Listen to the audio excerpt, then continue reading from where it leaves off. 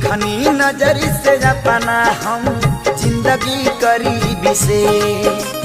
देखनी नजर से अपना हम जिंदगी करीबी से, देखनी नजर से अपना हम जिंदगी करीबी से, देखनी नजर से अपना हम जिंदगी करीबी से,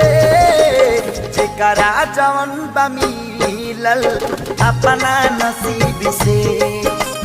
जेकरा जवन बा मिलल अपना नसीब से।